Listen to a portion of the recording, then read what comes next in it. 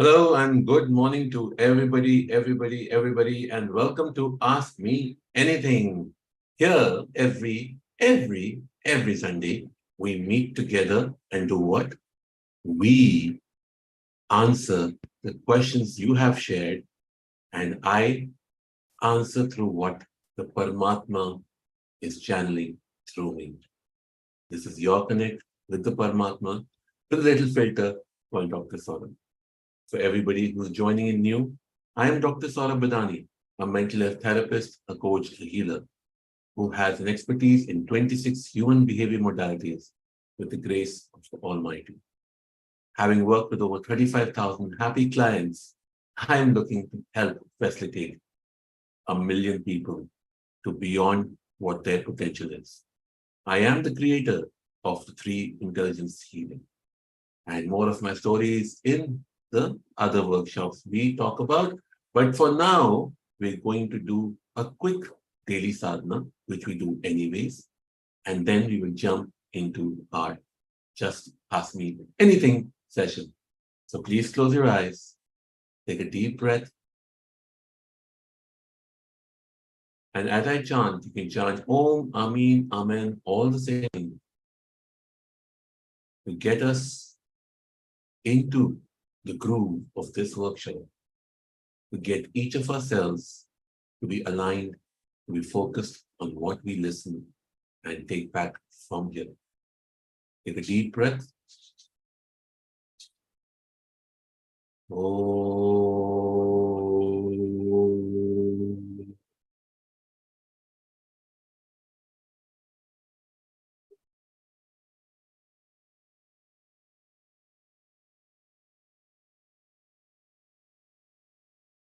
As you slowly open your eyes, you will see every cell in the space you're in is now connected to you to bring you more focus, to take away the line, I have heard this before, and bring in the thought of, I'm here to learn.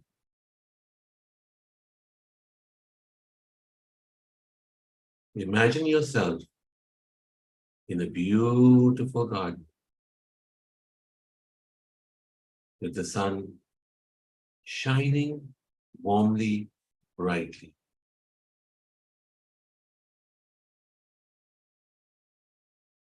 And the rays of the sun are falling onto your head, flowing surely downwards within your body, changing every single cell into a beautiful golden color.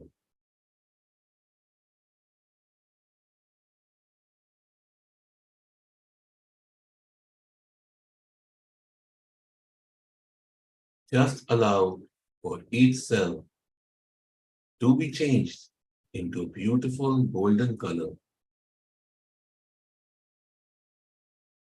by the rays of the sun.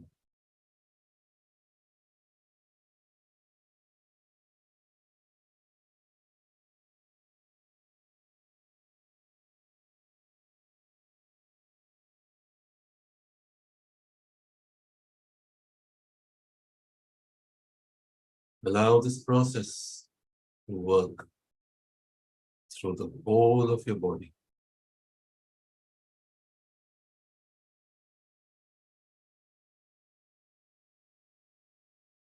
taking in beautiful feelings of the atmosphere.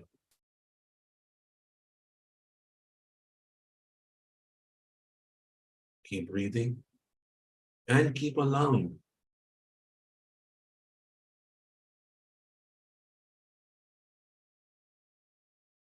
As the sun rays flow across your body, they reach bottom to your feet. The human body is an inverted tree with the roots in the brain and the leaves all the way down to the feet. from the feet. Allow these rays to exit and rise around you, covering your 7 bodies within the karmic laws with protection for the next 24 hours. This protection is to allow only that which is beneficial for your growth enter your space, and to prevent anything that is not for your growth from entering. Let this beautiful sun rays create this protective sphere around you while you take 3 deep breaths. And on the count of 5, I'll tell you when. But before that, from here on in, whenever you hear my voice, you will feel calm, relaxed, and totally amazing. So, on the count of 5, as you open your eyes, you will feel more energetic, more fit, happier, satisfied, and blissful. 1, 2, 3, 4, 5. Eyes open, wide awake, and welcome to Ask Me Anything. Welcome to Angel, welcome Ushaji, welcome Manjeet, welcome Prem, welcome Bhagyashri. Thank you all for being here, and for the rest who have not introduced yourself, welcome to you as well. We meet every Sunday at 9 a.m. to talk about spirituality and physicality of life. The questions that I have.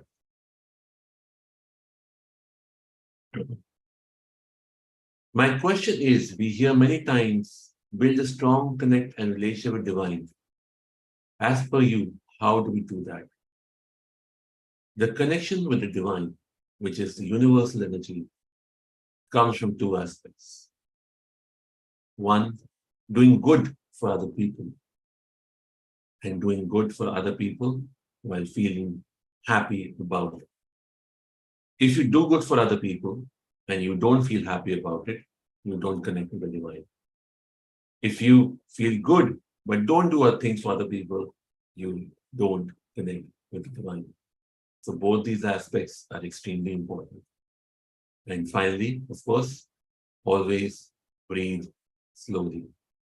1 to 7 breaths a minute is what is prescribed when you need to connect with the divine.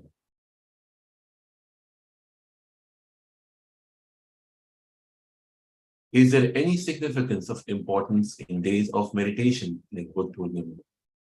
The magnetic field of the earth is different in such days that I've learned in school days. But what is the impact in spiritual aspect? Did important days play any role in improving our health during long-term diseases? Can we change our DNA through meditation on such important days? So Buddha Purnima just passed, right? Everybody who missed it, this was on Friday. And every Purnima is important because it is the movement of the moon. My recommendation is to follow the lunar calendar. The best way to do this, the best thing to do, is first be in observation before changing anything. Learn to observe yourself. Before you ask why, observe what is happening. What do you do? Start from today. Write down how your mood is in the morning. Write down where the moon phase is. And by the evening, write down how your mood is. Of course, the moon phase remains the same as per the lunar calendar. And keep observing this over the next 3 months or 3 lunar cycles. You shall see that you actually follow a pattern. Once you have realized that you have a pattern, you are better prepared for what? You're better prepared to handle your own self. What does that mean? Or how does that help? It helps because when you know how your mood is going to be on a particular day of the moon phase, you will refrain from doing certain things and you will gladly do certain things. So be in observation. Observation leads to great results. Like they say, before you speak, think. Conscious communication, if you don't know, we have a masterclass in the next 1 hour. So please do join us there. But this was the answer to your question. Can we change a DNA through meditation on such important days? No, it cannot be changed just overnight. Everything requires consistency. Your energies are heightened when the moon is full bloom. Why? Because two things. The energetic pull of the moon pulls water. That means you are on the rise. Your anger is calmed down. Why? Because there's so much water. So remember to eat less on these days because your digestive fire is not that bright. Okay? Your emotions are high, so you can have drive and passion if you direct your emotions the right way. Meditation helps you focus. How do I meditate? That's going to happen in a different thought. Nobody's asked me that question, but I will take that on. All right, so we have answered 2 people. Let's see what else we have for today. Okay. When you move from a toxic and abusive relationship after trying for a long period, but the person is still holding on, how can you wrap up whatever needs to be with energy wise on it? If you feel the person is still holding on, my dear, you are still holding on. Somebody who is detached or moved on will not feel a thing, will not care what the other person does or does not do. There may be a million people who may be in love with you, but you don't know about them. What happens? Energy is non-existent. A relationship requires 2 people by definition. So, know in observation and be honest to yourself that you still have feelings. How is that going away? Go away. Just an observation. Do not react to any of the emotions you carry in that relationship. Moving on is that. When you go from I react to everything to I observe everything, I feel everything, but I'm not reacting. I observe everything and I feel nothing. Okay? The question that's also asked, and we'll take a couple more, or maybe we can take more if the questions come in. And by the way, if anybody has any more questions that as we're talking, please ask in the chat box and I will answer them. Welcome to Rizwana, Monica, Mitali. Thank you so much for being here. My gratitude to each one of you for being here. It's so good to see all of you here.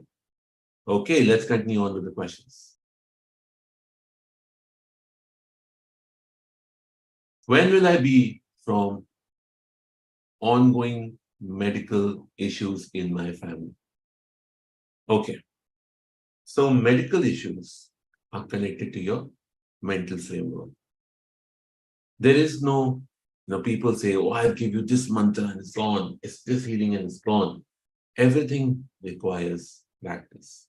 All the healing practices we do, like I teach Sea Intelligence Healing, all the healing practices we do is to do one thing, for you to manage the emotions of your mind and channel them in the right direction.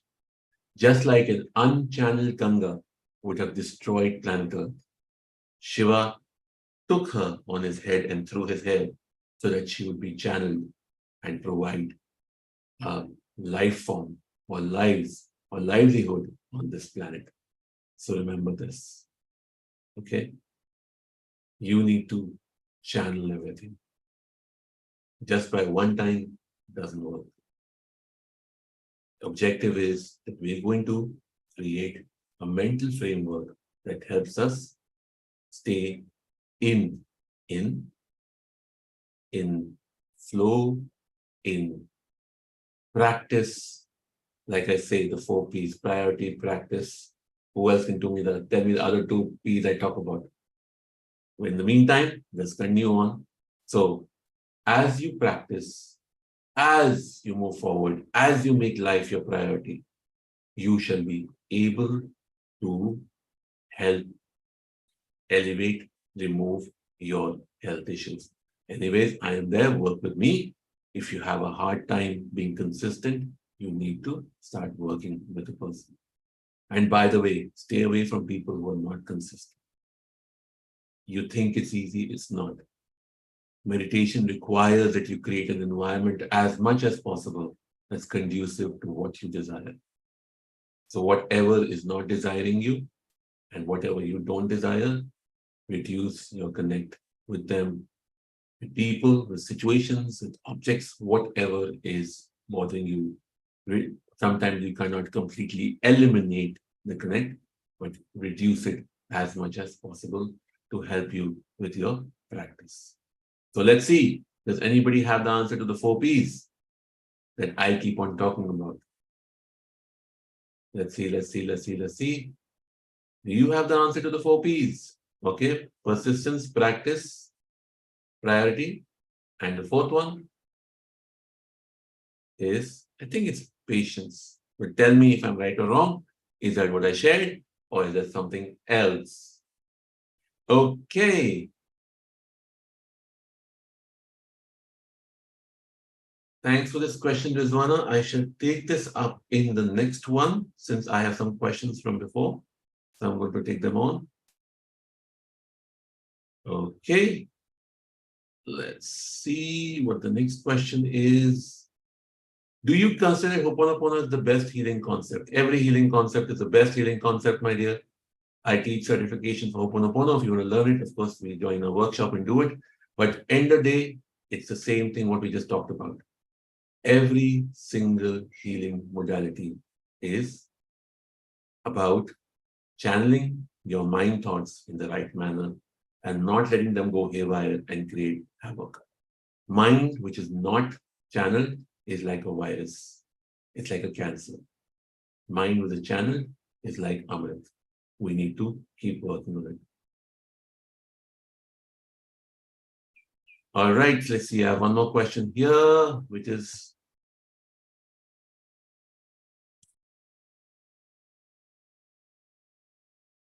sometimes we chant one mantra and feel good. Sometimes we follow healing techniques or benefit from it.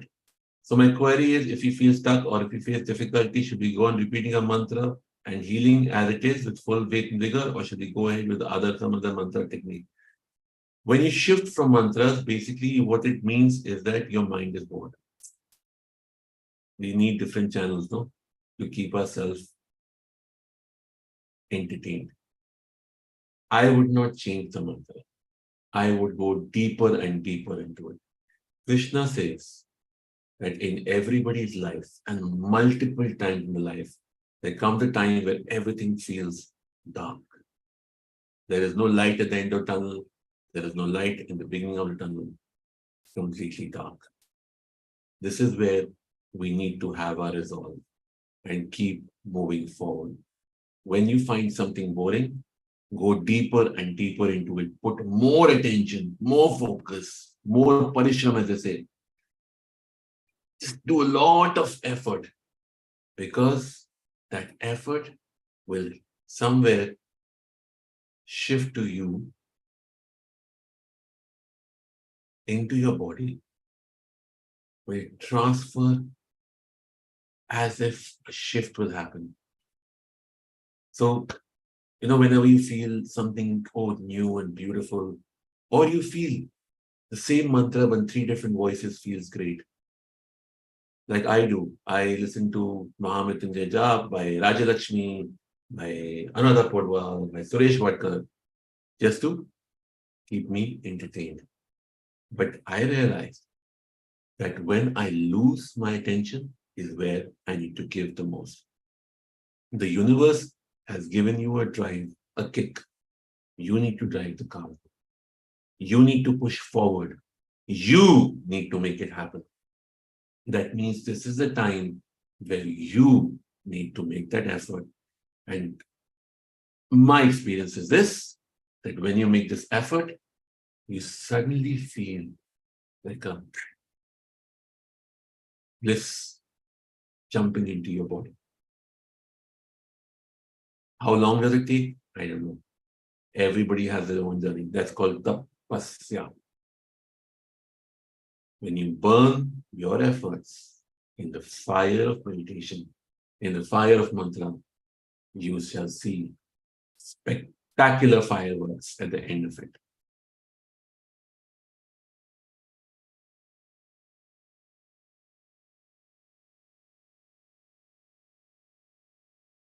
Okay, there are some more questions. Let me see. I can take one more right now. Let me see if I can take that.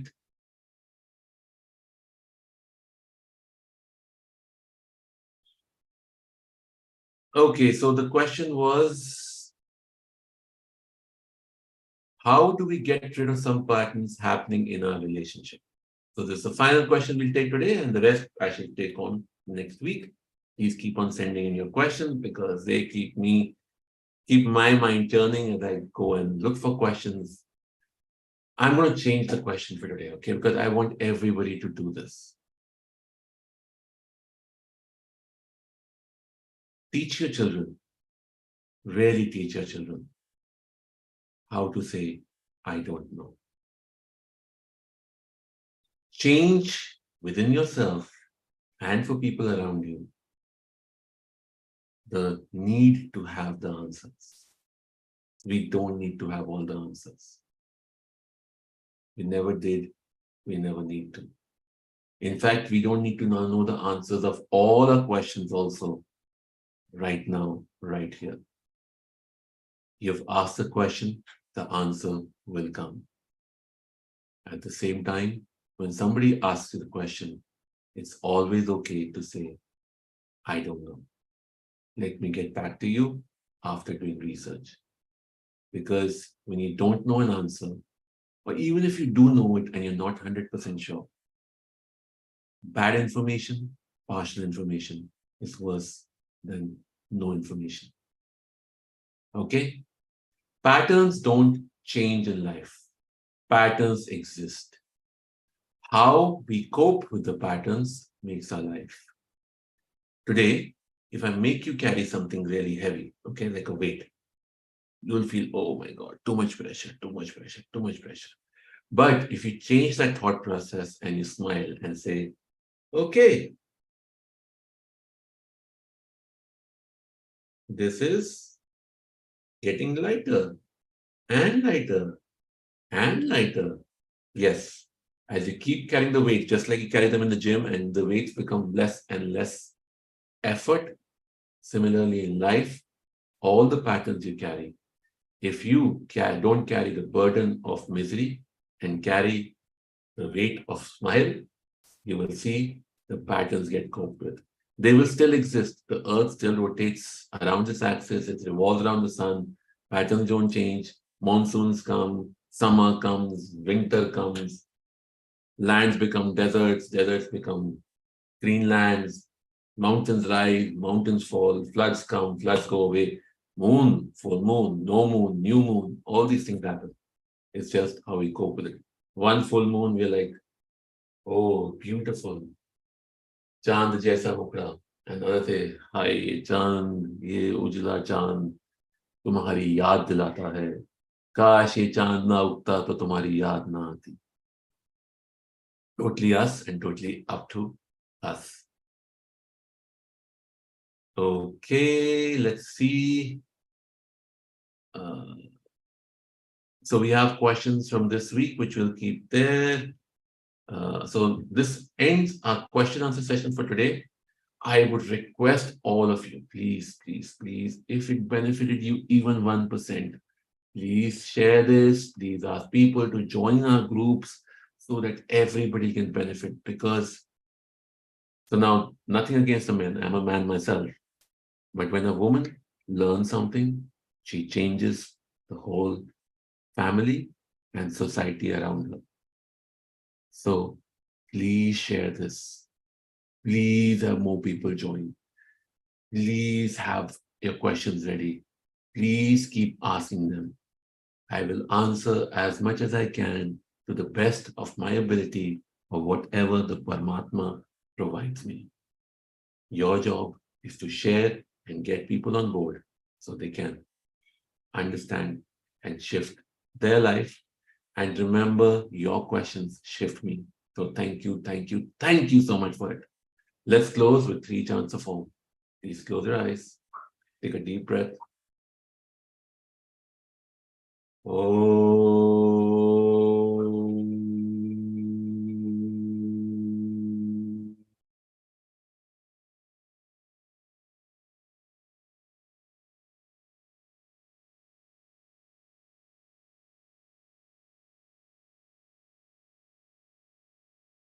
Om.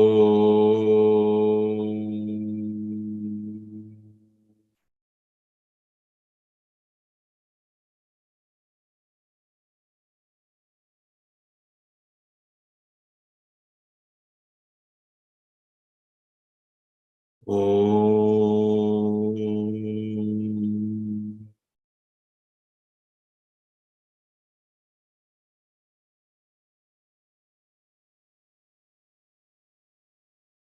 I thank you all for joining me today. Without you, I wouldn't be here. So, my gratitude to each one of you. God bless.